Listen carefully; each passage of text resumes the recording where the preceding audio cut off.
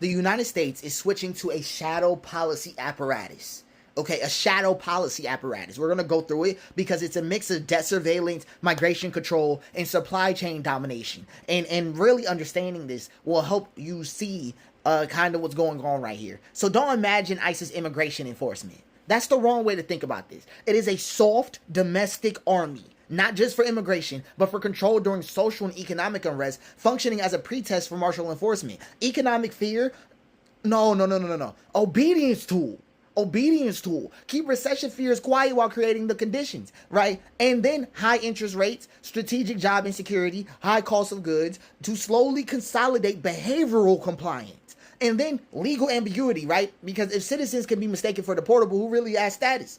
This allows power to be weaponized through vagueness. Are you really safe? But then here's one of the things. A lot of people talking about a recession, of this, of that. It's a control lever. Recession is a control lever, not a crisis. It's the suppression of recession headlines, right, would mean that economic spiral is being curated rather than responded to. So the Fed and the elites need to slow down, to cool wage growth, to break labor momentum, and to reestablish capital discipline. And the middle class collapse is being managed, not avoided. We're going to see like stealth liquidity extraction, right? Reverse QE, student loan repayments being reactivated, snap cuts, utility hikes, no cultural language around it, just quiet pressure. And then the trade war as spectacle. The real shift is tech sovereignty. The China headlines, right, don't really matter that much. It's a global decoupling campaign.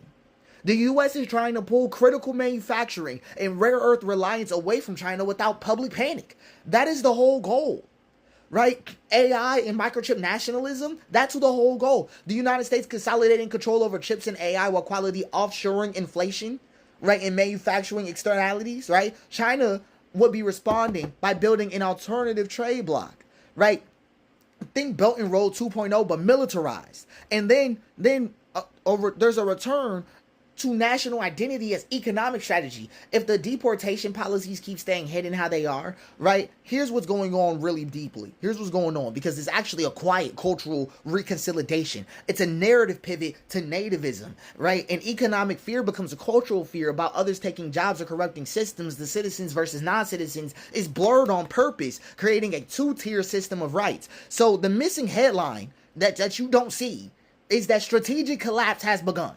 Because there's a missing headline in the news right now, which is why we don't cover the news a lot on this page. Because the news is not telling you the story, and I don't know how to say it. I almost should go at them. That's how they're not doing it, because it smells a lot like the careful collapse of old post World War II.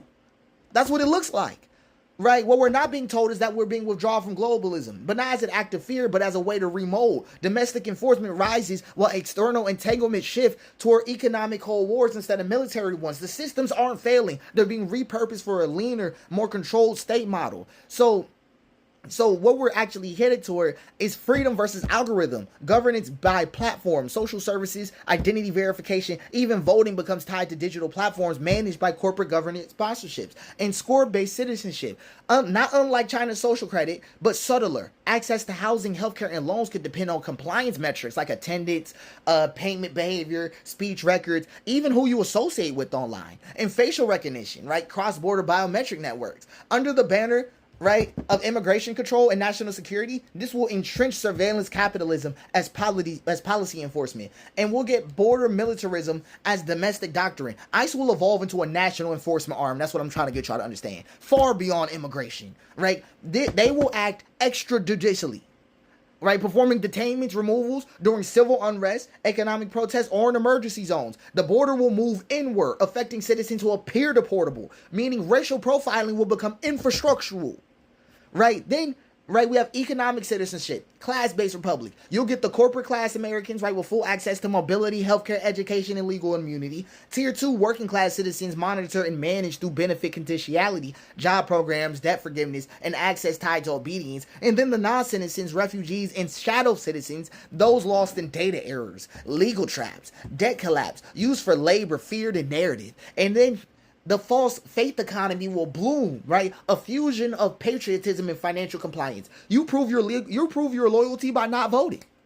That's what it's going to come down to. By spending, subscribing, uploading, and believing in the narrative.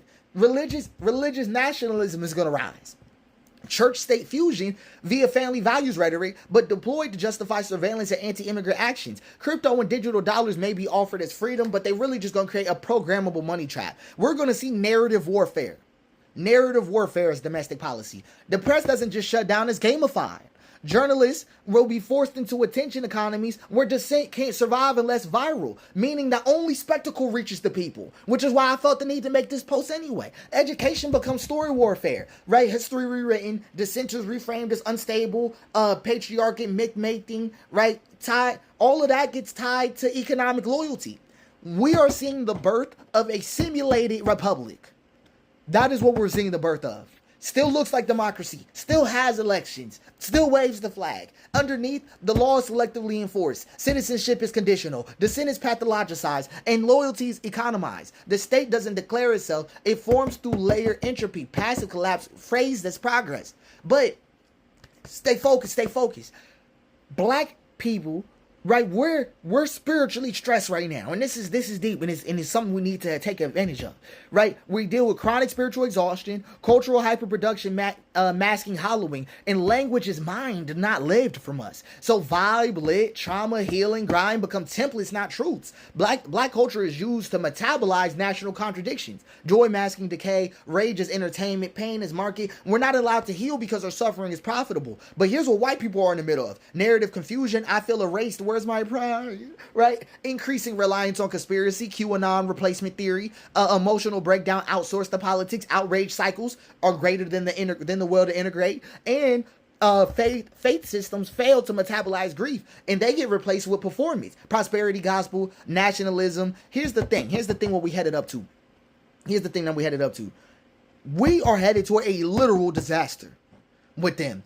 We are going to see involuntary confrontations with climate, economics, and identity dislocation hit white people. Misuse of AI to simulate healing. Therapy talk, mindfulness capitalism, spiritual grift. That's all what's coming up. Black culture is expected to carry the moral censor while being further denied rest. We only got two options: reckoning, right, or repression.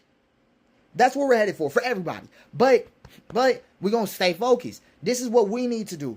Okay, we're going to go into what black people need to do to respond to this, because I wanted to paint the picture of what's actually going on, because the news articles won't cover it. Like, you know what I mean? Like, they won't cover it. And it's happening live. So, this is just a good speed up for anybody who doesn't get the state of the situation.